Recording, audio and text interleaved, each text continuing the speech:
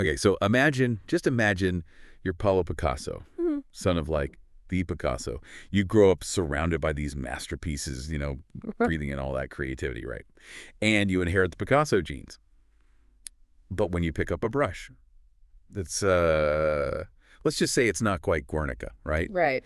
So it's a pretty fascinating setup, I think, for today's deep dive into the Winner effect. Yeah, it really does sort of highlight that question, doesn't it? About, success isn't just nature versus nurture, right? It's more complicated. Exactly, and that's what Robertson really gets at. In his book, The Winner Effect, The Neuroscience of Success and Failure, we're using a 1-hour guide, kind of breaking down the key ideas here. And the first chapter, I think, really sets the stage. I think it does, yeah. So using that story of Pablo Picasso, Robertson kind of dives into that idea of, fixed versus growth mindset. And so, somebody with a fixed mindset thinks that talent is predetermined. You either have it or you don't, right?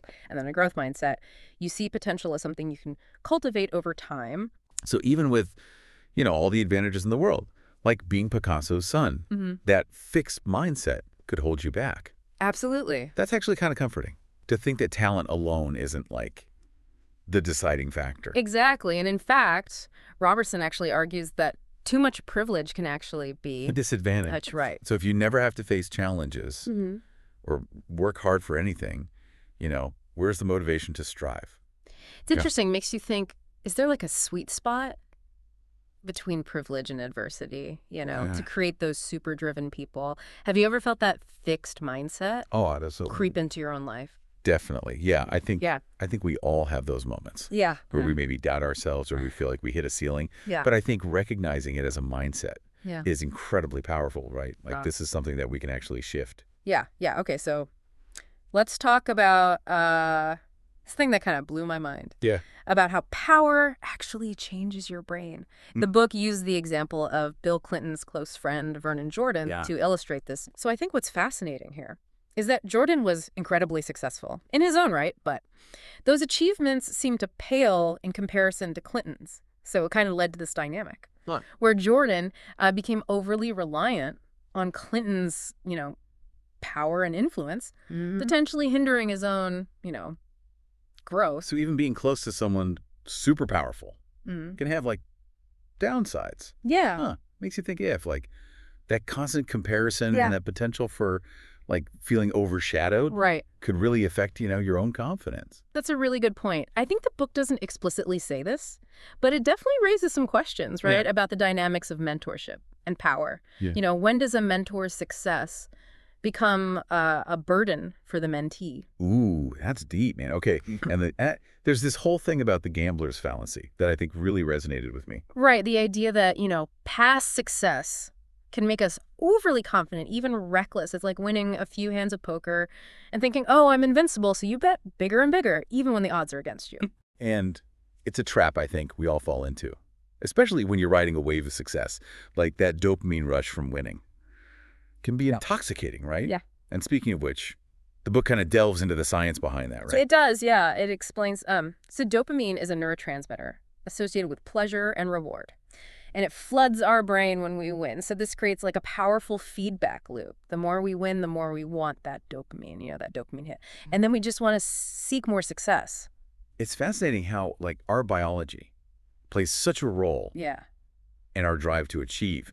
But the book also cautions against like getting addicted to that dopamine rush, right? Exactly. It can lead to this relentless pursuit of external validation, which puts all this pressure on us, and we neglect other parts of our lives. So there's like a healthy side and an unhealthy side to that desire to win, huh? Makes you wonder, how much does that need to drive you? And is it a positive or negative force in your life? It's a really good question. I think it's worth reflecting on. Speaking of reflection, the next chapter takes a look at the potential downsides of too much success. And this is where the Goldilocks principle comes into play. Okay, so too little success obviously is a problem, but too much can also be detrimental. How so? So imagine, a A CEO, right, who consistently crushes their targets year after year, this constant winning, right, creates a bubble of arrogance and this sense of detachment from reality. They might start surrounding themselves with yes people, dismissing any dissenting opinions. Sounds like a recipe for disaster. It's like that saying, power corrupts, and absolute power corrupts absolutely. Exactly. The book, it highlights how that unchecked power can lead to poor decisions. Yeah. And a lack of accountability. It's like a cautionary tale against being too comfortable at the top. Yeah. And speaking of cautionary tales, the book uses the examples of like some high-flying CEOs who took these reckless risks, and it led to disastrous consequences, right, for their companies. Yeah. So they fell prey to that gambler's fallacy that we were just talking about. You know, they believed their past successes guaranteed future wins, but they weren't recognizing, you know, the changing landscape or the inherent risks. Makes you wonder, is there a way to, like, enjoy the benefits of winning without letting it go to your head? I think that's where self-awareness comes in, which is a really central theme in the book. Recognizing the pitfalls of success, actively working to stay grounded, seeking out diverse perspectives, staying humble. So it's not just about achieving success, it's about maintaining it with integrity and humility. Right. It seems like having the right mindset is crucial to navigate those, challenges that come with winning. Absolutely. And that's what we're going to explore further in the next part. When we dive into that winning mind chapter, stay tuned. It's interesting, we often think of success as those big achievements, but Robertson really emphasizes those smaller victories along the way too. Yeah, I see what you mean. It's like those small wins really help you build momentum, right? And they reinforce that growth mindset we were talking about. Exactly. And it ties into another key takeaway from the book, this idea of home advantage. Oh, yeah. You mean like how athletes often perform better on their home turf. Precisely. But Robertson kind of expands on that, suggesting it's not just about physical location, but it's about any area where you feel Flexible and confident. Right. So it could be a skill set or a particular industry. Right. Or even a company culture where you feel like you belong. So it's about finding your niche, that area where you can really thrive. But what if you're like constantly hard to push outside your comfort zone, right? How do you create that home advantage feeling in those unfamiliar territories? Yeah, the book actually suggests a few strategies. One is to really dive deep into whatever field or challenge you're facing. The more knowledge you acquire, the more confident you'll feel. So knowledge is power, even in the context of like home advantage. Absolutely. Another strategy is to build a supportive network, right? Mentors, colleagues, friends who can offer guidance and encouragement. Think of it as creating your own, like, home team to cheer you on. Yeah, that makes a lot of sense. Having that support system can make a huge difference, Yeah. especially when you're facing those new challenges. Now, I want to go back to that idea of the killer instinct that we were talking about earlier. The book talks about like when it's helpful and when it can actually become a problem. Yeah, it's a delicate balance, isn't it? Robertson suggests that a healthy killer instinct is about assertiveness, strategic thinking, knowing when to take, calculated risks. It's about having that drive to succeed while also being able to collaborate effectively. But it crosses the line when it becomes like ruthlessness, right? That win-at-all-cost mentality that can really damage relationships and create a toxic environment. Exactly. I think that's where, again, self-awareness is so crucial, right? Understanding how our drive to win can manifest, and making sure it aligns with our values and ethical boundaries. So it's not just about having it, but knowing how to like wield it responsibly. Exactly. And I think another important aspect of success that Robertson highlights is this ability to regulate our emotions. So winning can be incredibly exhilarating, right? But it can also lead to arrogance and this sense of invincibility. Right. That's where those cautionary tales of successful people making reckless decisions come in. Exactly. So the book suggests we need to develop strategies for managing those, intense emotions that come with success, whether it's practicing mindfulness, seeking feedback from, trusted advisors, or simply just taking time to reflect and stay grounded. Yeah, it's like not letting those wins go to our heads, staying humble, remembering that success can be fleeting, right? What goes up must come down. Exactly. And that brings us to the chapter that I found particularly insightful, which is the winning mind. And this is where Robertson really delves into those internal qualities that contribute to lasting success. Okay, so beyond just like the external achievements, what does it mean to have a winning mind? Yeah, so it's about more than just talent or skill. Robertson really emphasizes the importance of self-awareness, emotional control, and adaptability. It's about being able to, learn from our experiences, both the successes and the failures, right? And continuously evolve. So it's about having a growth mindset, not just in terms of our skills, but in how we approach life and challenges. Exactly. And one of the tools that Robertson suggests for cultivating this mindset is something he calls a power audit. A power audit? Yeah. I haven't heard of that before. What's that about? So it's a process of taking stock of how we use our influence, both in our personal and professional lives. It's about asking ourselves, how do I wield power? Do I use it to, lift others up or to dominate and control? That's a powerful question. Yeah. It makes you think about, your impact on others. And if you're using your influence Yeah. for good or self-serving purposes. Exactly. And it's a question I think we can all benefit from asking ourselves, regardless of our position or our level of success. Yeah, it makes me think about even those small everyday interactions where we might not even realize we're exerting power, like a parent, guiding their child, or a friend offering advice. Exactly. And Robertson suggests that. Being aware of these, subtle power dynamics is key to building healthy relationships and creating a more just and equitable world. Yeah, it's about using our influence to uplift others, right? Create positive change rather than perpetuating those systems of dominance and control. That's a great way to put it. And it ties into Robertson's larger message, I think, about the winner effect being about more than just individual achievement, right? It's how our success impacts others and how we can contribute to a greater good.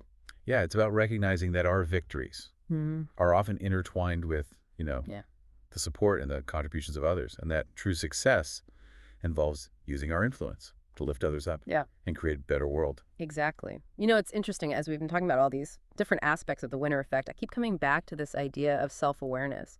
Yeah, it really does seem like the cornerstone of everything, doesn't it? Like whether it's, managing that dopamine rush of winning or navigating the pitfalls of power, or even just wielding our influence responsibly. Exactly. And Robertson really argues that self-awareness is crucial for understanding, our motivations, recognizing our blind spots, and then making conscious choices that align with our values. Like having that internal compass, right, to guide us, even when we're surrounded by all these external pressures and temptations. Exactly. And one aspect of self-awareness that I thought was really intriguing was this idea of understanding our relationship with competition. Oh, yeah.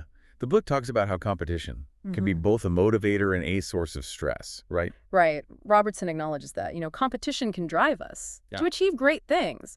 But he also cautions against becoming overly fixated on winning at all costs. Right. It's about finding that healthy balance, I guess. Yeah. Like harnessing the power of competition without letting it consume us or damage our relationships. Exactly. And I think this ties back to, that concept of the winning mind. It's not just about being the best, but it's about striving for excellence in a way that feels, authentic and aligned with our values. It's competing with ourselves, right? Like pushing ourselves to grow and improve, but also recognizing the value of collaboration and supporting others. That's a great way to put it. And another aspect of success that Robertson touches on is the importance of celebrating our wins. Oh, yeah. I love that. I think we often get so caught up in, striving and achieving that we forget to actually pause and appreciate how far we've come. Robertson suggests that taking the time to, acknowledge our accomplishments, no matter how big or small, can boost our motivation and reinforce those, positive feedback loops. It's like giving ourselves permission to feel proud of what we've done, right? And enjoy those fruits of our labor. It's like savoring those moments of victory instead of rushing on to the next challenge.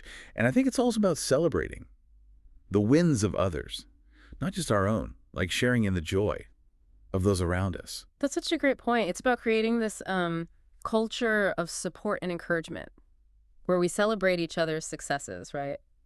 And lift each other up. Yeah, okay. And one thing that really struck me as we've been discussing all this is this importance of mentorship.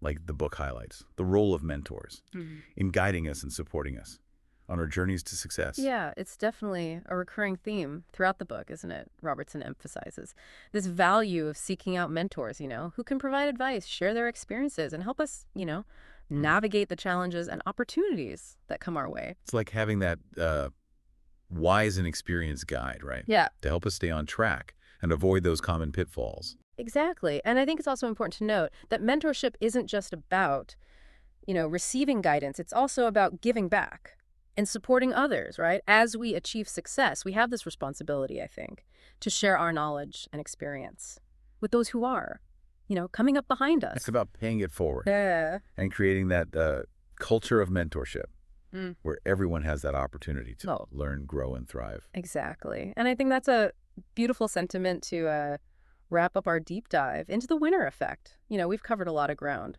exploring the neuroscience of success, the psychology of winners, and that importance of cultivating, a winning mind. Yeah, it's been a fascinating journey, I think, and there's just so many, valuable takeaways that our listeners can apply to their own lives and careers. Absolutely. And remember, success is not a destination, right? It's an ongoing process of learning, growing, and evolving. It's about embracing challenges, celebrating victories, and using our influence to make a positive impact on the world. Well said. And on that note, I think we'd like to leave our listeners with a final thought-provoking question to ponder. What does it mean to you to win well? This is a great question to reflect on. And as you continue on your own journeys to success, consider how you can achieve your goals in a way that honors your values, respects others, and contributes to something larger than yourself. That's something for all of us to think about, huh? Yeah. No matter what our definitions of success may be. Thank you for joining us on this deep dive into the winner effect. We hope you've gained some, valuable insights and inspiration along the way.